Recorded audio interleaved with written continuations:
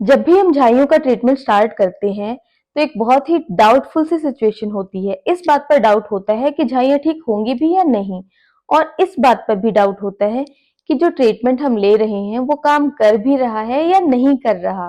तो देखिए, झाइयाँ तो ठीक होती हैं और इस बात का सबूत तो मैं खुद हूँ। तो आप सबकी टूटी हुई उम्मीदों को फिर से जोड़ने के लिए मिलाई हूँ मुलाजमा जर्नी का पार्ट 3।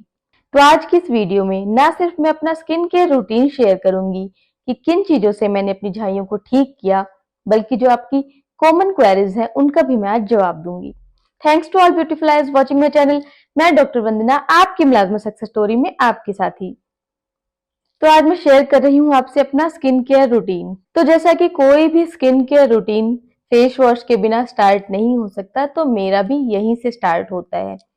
फेस वॉश कोई भी पर्टिकुलर में यूज नहीं करती, मैं फ्रिक्वेंटली चेंज करती रहती हूँ। डीआईवाई फेस वॉश भी मैं बहुत ही कम इस्तेमाल करती हूँ क्योंकि वो प्रैक्टिकल नहीं होता। एक तो अगर आप डीआईवाई फेस वॉश इस्तेमाल कर रहे हो तो वॉश बेसिन अगर यूज करो तो पूरा गंदा हो जाता है, ब्लॉक होने के भी चांसेस होते हैं। तो जो बर्तन धोने वाला सिंक है वहां जाकर फेस वॉश करना पड़ता है। तो इतना प्रैक्टिकल नहीं हो पाता कि आप डीआईवाई डेली इस्तेमाल करो। इसीलिए मैं मार्केट का बना बनाया फेस वॉश ही इस्तेमाल करती हूँ।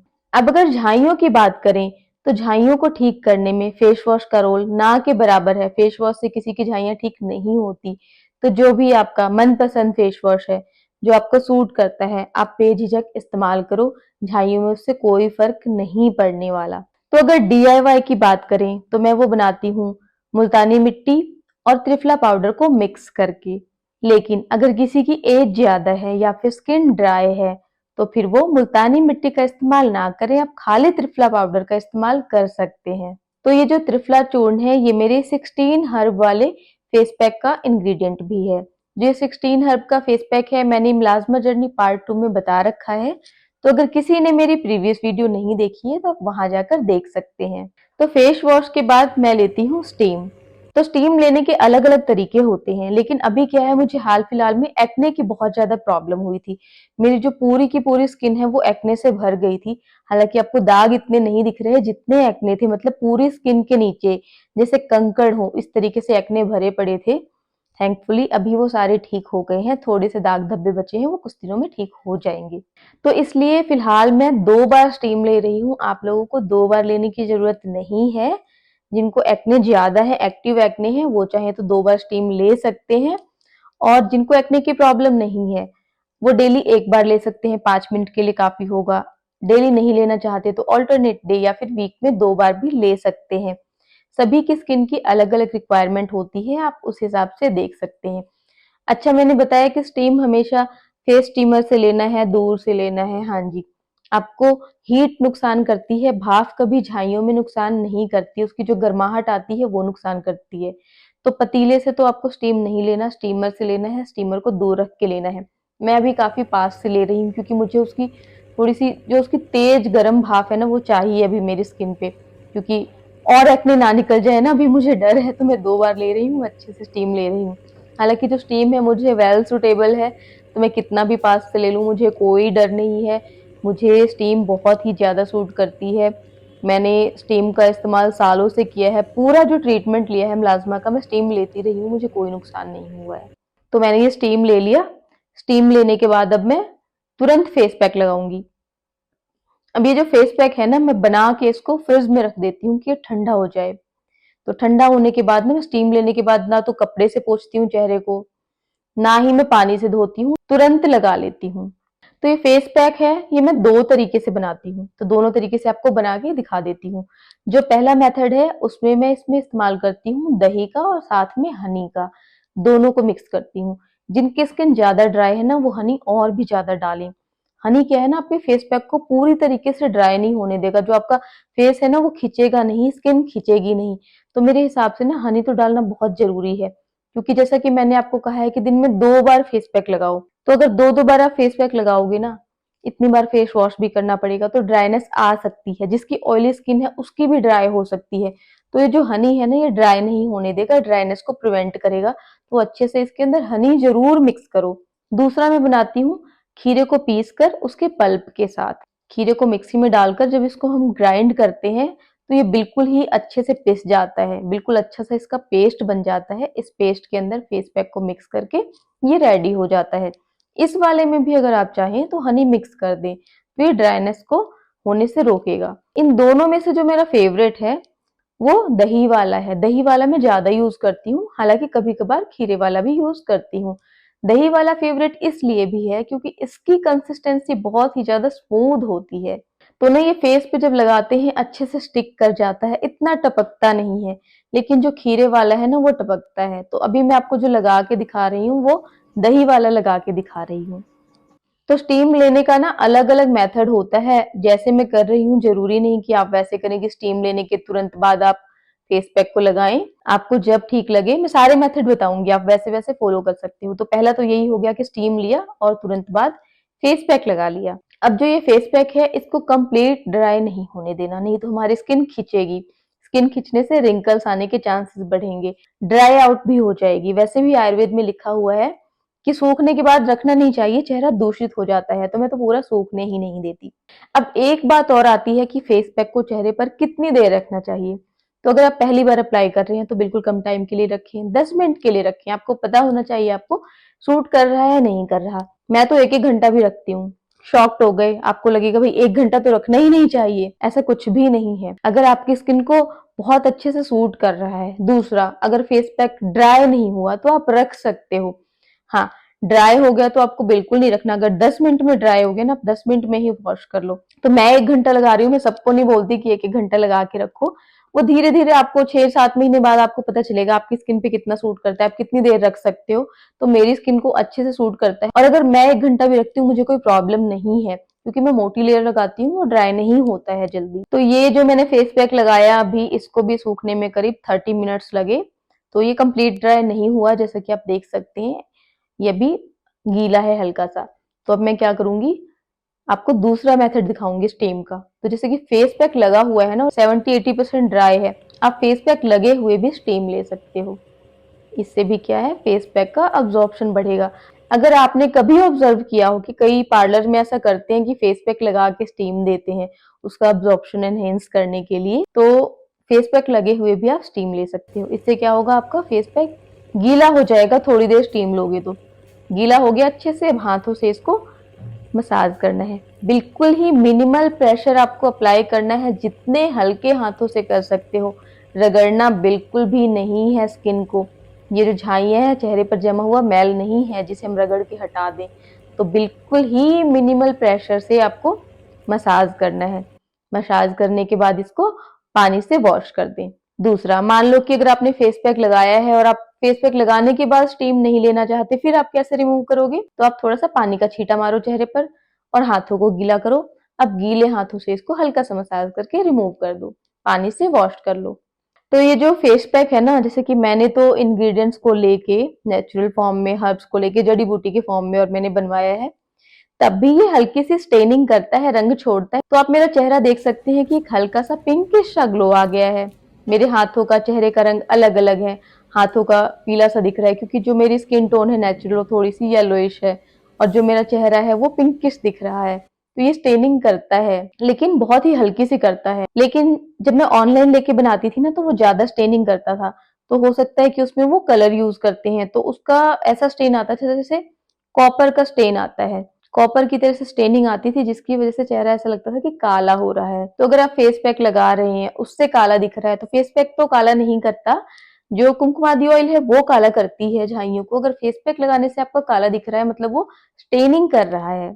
तो ये जो स्टेनिंग है ये परमानेंट नहीं है, चाहे आपने ऑनलाइन लिया हो जैसे भी लिया हो, स्टेनिंग से घबराने की जरूरत नहीं है।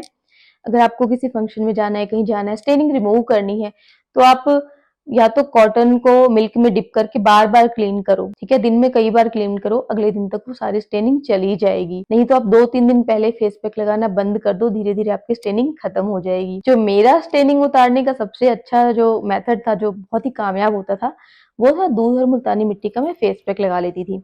कि मुल्तानी मिट्टी सबके लिए नहीं है, तो आप खाली मिल्क से भी करोगे तो भी स्टेनिंग रिमूव हो जाएगी, या फिर आप बेसन और मिल्क से चेहरे को वॉश कर लो, उससे भी स्टेनिंग चली जाएगी। तो हालांकि ये स्टेनिंग करता है, लेकिन ये रेसिड्यू मैं चेहरे पर ही छोड़ूंगी। अब फेस वॉश कर लेंगे तो कोई फायदा नहीं है, वो सारा निकल जाएगा, हमें चेहरे पे ही रहने देना है। अब इसके बाद मैं कोई क्रीम या मॉइस्चराइज़र यूज़ नहीं करती थी पहले, लेकिन मॉइस्चराइज़र की ज़रूरत होती है, तो पहले मैं कभी एलोवेरा जेल यूज़ कर लेती थी, अभी भी कभी-कभी एलोवेरा जेल यूज़ कर लेती हूँ। तो अभी जो है 6 टू 7 मंथ्स से मैं ये ट्रू लुक क्रीम लगा रही हूँ। ये मेरी एक सीनियर ने सजेस्ट की थी। उन्होंने अपने कुछ पेशेंट्स को दी थी और उन्होंने कहा कि उनकी पिगमेंटेशन में बहुत ही अच्छा आराम मिला था।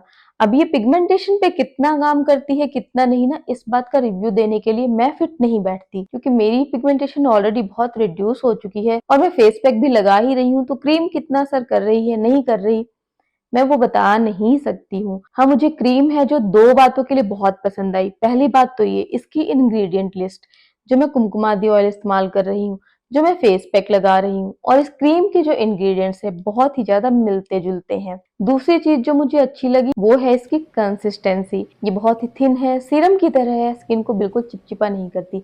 हाँ, एक और बात कि इसके जो इंग्रेडिएंट्स है ना, वहां पे लिखा होता है कितनी कितनी मात्रा है, तो अगर आप मात्रा देखोगे ना कि कितनी कितनी क्वांटिटी में डाल रखा है, क्योंकि कई बार वो सिर्फ लिखने के लिए लिख देते हैं कि इसके अंदर ये इंग्रेडिएंट है और उसमें होते नहीं है, बिल्कुल ही ट्रेस अमाउंट में होते हैं, तो इसके अंदर ना अच्छी अमाउंट में है। तो ये चीज भी मुझे इस क्रीम की अच्छी लगी। तो इसे मैं पूरे फेस पे लगा के हल्का सा मसाज करती हूँ। 30 सेकेंड्स टू 1 मिनट मुश्किल से आप मसाज करोगे, ये पूरा का पूरा फेस में अच्छे से अब्जॉर्ब हो जाता है। तो जिसकी ऑयली स्किन है वो भी अप्लाई कर सकते हैं, जिनकी ड्राई स्किन है वो भी अप्लाई कर सकते हैं। प्रॉब्लम ये है कि क्रीम जल्दी मिलती नहीं है। मैंने तो अमेजोन से ही ली है और ये लास्ट बॉक्स मेरे पास बची है, मुझे और लेनी है, बट अभी अमेजोन पे अवेलेबल नहीं है। फार्मा आयुष की जो वेबसाइट है वहां पे ये अवेलेबल है, आप चाहें तो वहां से परचेज कर सकते हैं, या फिर किसी लोकल स्टोर वाले को आप बोलो कि ये क्रीम चाहिए, रिक्वेस्ट करो, वो मंगा के दे देते हैं। तो क्रीम के बाद क्योंकि अब ये दिन का समय है तो मैं सनस्क्रीन अप्लाई करूंगी। तो मैंने जितने भी सनस्क्रीन इस्तेमाल किए हैं, ये कोडर्मा का जो 1% हेलुरोनिक एसिड है, ये मेरा फेवरेट है। तो ये हो गया मेरा मॉर्निंग का स्किन केयर रूटीन। तो अब बाकी दिन कुछ नहीं, अब सीधे आते हैं इवनिंग में। तो शाम को मैं फिर से स्टीम लूंगी, जैसा कि मैंने आपको बताया, आपको इतनी बार स्टीम लेने की जरूरत नहीं है और मैं भी 2-2 बार स्टीम नहीं लेती हूँ। अभी मुझे एक्ने की प्रॉब्लम हुई है तो मैं स्टीम ले रही हूँ। वैसे तो मेरी स्किन क्लीन हो गई है, एक्ने नहीं है, लेकिन फिर भी कुछ भी बचा हुआ हो, कोई सा भी पोर क्लॉग्ड बचा हो, सब खुल जाए, इसलिए मेरे लिए स्टीम लेना भी बहुत जरूरी है। तो मैं फिर से स्टीम लूंगी। स्टीम के बाद फिर से फेस पैक अप्लाई करूंगी और फेस पैक को उतारने के बाद कुमकुमादी ऑयल। तो आप ऐसा भी कर सकते हो कि आप फेस पैक लगाओ, वॉश करो, स्टीम लो, स्टीम के जस्ट बाद कुमकुमादी ऑयल लगाओ, इस तरीके से भी आप कर सकते हो। मुझे ये वाला स्टेप ज्यादा बेटर लगता है कि पहले स्टीम लो, फिर फेस पैक लगाओ, फिर कुमकुमादी ऑयल। तो इससे भी क्या होता है कि जब कुमकुमादी ऑयल लगाते हैं ना फेस पैक के बाद, तो जो फेस पैक के रेजिड्यू हैं वो मेरे फेस पे बचे हैं कुमकुमादी ऑयल के साथ मिक्स करके, क्योंकि सेम ही तो इंग्रेडिएंट है दोनों में। कुमकुमादी ऑयल से जब मसाज करते हैं वो अंदर जाता है, जो फेस पैक के इंग्रेडिएंट्स है उनको भी अंदर पुश करता है। आप स्टीम के जस्ट बाद भी कुमकुमादी ऑयल अप्लाई कर सकते हो। इससे भी क्या होगा कि स्टीम लेने से आपके पोर्स ओपन होते हैं, उस टाइम पे आप कुमकुमादी ऑयल अप्लाई करोगे तो पोर्स के अंदर तक जाके काम करेगा। हाँ, जिनकी ऑयली स्किन है वो मेरा वाला स्टेप फॉलो करें, स्टीम के बाद face pack then Kumkumadi oil. जिनकी ड्राई स्किन है वो ऐसा कर सकते हैं कि स्टीम लेने के बाद जब पोर ओपन है तो कुमकुमादी ऑयल लगा रहे हैं। दोनों ही तरीके से ऑयल काम करेगा। तो ऑयल को जब आप लगाते हो ना, तो मसाज करना बहुत ही जरूरी है, सिर्फ लगा के नहीं छोड़ना। लगा के छोड़ने से ये सुपरफिशियली काम करेगा, अंदर से इतने अच्छे तरीके से काम नहीं कर पाएगा। ये मसाज का ऑयल है, लगाने का ऐसे सिरम जैसा लगाने का ऑयल नहीं है। तो जब आप मसाज करते हो ना, बिल्कुल ही मिनिमल प्रेशर अप्लाई करना है, ज्यादा प्रेशर से अप्लाई नहीं करना। तो आपको पता कैसे चलेगा जब भी आप मसाज करते हो किसी भी चीज से कि आपने ज्यादा प्रेशर तो अप्लाई नहीं कर दिया। अगर आपकी स्किन रेड हो रही है मसाज के बाद, मतलब आपने स्किन को रगड़ दिया है, आपको वो काम नहीं करना, उससे पिगमेंटेशन बढ़ सकती है। कभी भी स्किन को रगड़ना नहीं है। आप चाहे एक्सफोलिएशन करें, आप चाहे ऑयल से मसाज करें, चाहे क्रीम से मसाज करें, मिनिमल प्रेशर अप्लाई करना है आपको। आपको स्किन को बिल्कुल भी रगड़ना नहीं है, अपनी स्किन के साथ हार्श होने की जरूरत बिल्कुल भी नहीं है। तो ऑयल से आप मसाज करें, स्पेशली जो आपके मुलाजमा के स्पॉट्स हैं उन पे सर्कुलर मोशन में आप मसाज करें। आप जितना मसाज करेंगे ना, आपकी जो पिगमेंटेशन है उतनी ज्यादा काली होगी। जी हाँ, इस ऑयल से मसाज करने से पिगमेंटेशन काली हो जाती है। अब यहाँ पे बहुत सारे लोग डर जाते हैं, हालांकि मैंने अपनी स्टार्टिंग से हर वीडियो में बताया है कि जो ऑयल है ये झाइयों को डार्क करके फिर ठीक करता है। अब देखिए, जो कुमकुमादी ऑयल का फॉर्मूला है ये तो हजारों साल पुराना है, आयुर्वेद की किताबों से लिया हुआ है। फिलहाल किसी का बनाया हुआ फॉर्मूला नहीं है और अब नए-नए हालांकि ब्रांड आते जा रहे हैं। हर साल कोई ना कोई नया ब्रांड आता है, कुंकुमादि ऑयल निकालता है और हर ब्रांड क्लेम करता है कि ये पिगमेंटेशन को ठीक करता है। लेकिन ना तो आयुर्वेद की किताबों में ये लिखा हुआ है, ना कहीं और पे ये इन्फॉर्मेशन है कि ये ऑयल काम करता कैसे है, इसका प्रोसेस क्या है। तो जो इसका प्रोसेस है, वो जो मैंने आपको बताया है, मैंने अपने एक्सपीरियंस से बताया है। क्योंकि जब मैंने कुमकुमादि ऑयल लगाना स्टार्ट किया तो मेरी झाइयाँ भी काली होने लगी। जब ये ज़्यादा ही काली होने लगी तो मुझे भी कंसर्न हो गया, भई काली क्यों हो रही हैं? क्या ऑयल काम नहीं कर रहा है या उल्टा काम कर रहा है? लेकिन भई पिछली बार तो झाइयाँ ठीक हुई थी इससे, तो मेरी स्किन को तो वेल सूटेड है ये, फिर क्यों दिक्कत आ रही है? तब मैंने इस बात पर रिसर्च करना भी थोड़ा स्टार्ट किया। इस बारे में पढ़ना स्टार्ट किया कि क्या झाइयाँ ठीक होने से पहले काली भी होती हैं और होती हैं तो क्यों होती हैं? तब मुझे पता चला कि जो कुमकुमादि ऑयल है वो सेल टर्नओवर को इंक्रीज कर देता है। यानी जो नीचे स्किन की नीचे की लेयर्स के अंदर डेड पिगमेंटेड सेल्स हैं, डैमेज सेल्स हैं, उनको ऊपर की तरफ लाता है, जिससे जो झाइयाँ हैं वो काली दिखने लगती हैं। लेकिन जब एक बार सारी झाइयाँ नीचे से निकल कर ऊपर आ जाती हैं तो फटने लगती हैं और ठीक हो जाती हैं। अब ये जो प्रोसेस है, ये सिर्फ मेरी सोच नहीं है, ये सही भी साबित हुई है। मेरी झाइयाँ काली होने के बाद फटी हैं। इसीलिए आपकी झाइयाँ काली होती हैं तो आप नहीं घबराएं। अच्छा, आप जितना मसाज करेंगे ना उतनी जल्दी ये काली होंगी, मतलब ऑयल का इफेक्ट ज्यादा आएगा। बस आपको मसाज करते टाइम क्या ध्यान रखना है, मिनिमल प्रेशर अप्लाई करना है। अच्छा, ऑयल कितना लगाना है, बोलते 4 बूंद लगाओ। अब देखो झाइयों पे डिपेंड करता है। अब जैसे कि मेरी बस दोनों गालों पे मसाज कर रही हूँ तो 4 बूंद भी काफी है। किसी के चेहरे पे फैली हुई है, आप ज्यादा लगा लो, कोई दिक्कत नहीं है। फ्रिक्शन नहीं होना चाहिए आपकी स्किन और हाथ के बीच। जब आप मसाज कर रहे हो ना, ऑयल जब रहेगा तो रगड़ नहीं खाएगी, तो अच्छे से ऑयल लगाओ। बच जाएगा तो क्या करना है, कॉटन से उसको क्लीन कर देना है एक्स्ट्रा को। तो आप ऑयल लगाते टाइम आपको ये नहीं सोचना कि आपने ज्यादा तो नहीं लगा लिया। जब आप ऑयल से मसाज करोगे ना तो आपके जितने भी दाग धब्बे हैं उनको ये एनहेंस कर देगा, तो इससे आपको घबराना नहीं है बिल्कुल। दूसरी चीज ये है, क्या ये नॉर्मल स्किन को भी काला करता है? बिल्कुल नहीं करता। जो नॉर्मल स्किन है उसमें ये सिर्फ ग्लो लाता है। अगर जहां आपकी नॉर्मल स्किन दिख रही है और वो भी काली पड़ रही है, मतलब कि आपकी झाइयां अंदर ही अंदर फैली हुई हैं। अगर झाइयां फैली हुई नहीं होती तो ये नॉर्मल स्किन को बिल्कुल भी काला नहीं करता है। तो अब पता कैसे चलेगा कि ऑयल काम कर रहा है? अगर आपकी झाइयां काली हो रही हैं मतलब ऑयल काम कर रहा है। झाइयां लाइट हो रही हैं तब भी ऑयल काम कर रहा है। जी हाँ, जिनका एपिडर्मल टाइप ऑफ मिलाज्मा है उनका सीधे लाइट होने लगता है, उनका डार्क नहीं होता। तीसरा, अगर झाइयां फट रही हैं तब भी काम कर रहा है। अगर इन तीनों में से कुछ भी नहीं हो रहा तो या तो आपको ब्रांड चेंज करने की जरूरत है या फिर आप प्रॉपर तरीके से मसाज नहीं कर रहे, यानी कि ऑयल अंदर पेनिट्रेट ही नहीं कर रहा। तो मेरा स्किन केयर रूटीन बस इतना सा है। इसके अलावा बीच-बीच में मैं कभी-कभी चावल के आटे से स्क्रब कर लेती हूँ। एक और सवाल बहुत ज़्यादा पूछा जाता है कि ये कितने दिनों में ठीक होंगी? देखिए, इस सवाल का मेरे पास कोई जवाब नहीं है। सच कहूँ कि झाइयाँ कितने दिन में ठीक होंगी? बहुत सारे लोग कहते हैं, ये लगा लो 1 हफ्ते में ठीक, 30 दिन में ठीक। ऐसा कुछ भी नहीं है। 1 हफ्ते 30 दिन में तो कोई असर नहीं आता है। मिनिमम 3 महीने का टाइम है। जिनकी एपिडर्मल होती है ना, उनका जल्दी ठीक हो जाता है, डर्मल वालों को टाइम लगता है। मुझे 1 साल के बाद असर दिखा। 1 साल तक तो पूरी की पूरी स्किन काली होती गई। 1 साल के बाद स्किन साफ होने लगी लेकिन पिगमेंटेशन काली होती गई। करीब 1.5 साल के बाद पैचेस गायब होने स्टार्ट हुए। तो ये जो प्रोसेस है बहुत ही स्लो है, लेकिन हाँ, कामयाब है। और स्लो सबके लिए नहीं है। मेरा तो मान लो कि बहुत ही खराब केस था, बहुत ही खराब केस है। हाँ, जैसा कि आपको पता है, अभी भी कुछ लोग पूछते हैं कि आपकी 100% चली गई है। नहीं, मेरी झाइयाँ 100% नहीं गई हैं, लेकिन जहां से चली गई हैं वहां से 100% चली गई हैं। जो पैचेस गए, वो नहीं दोबारा आते। जो डॉट डॉट करके बच गए हैं वो अभी जाने बाकी हैं। तो आज की वीडियो यहीं तक।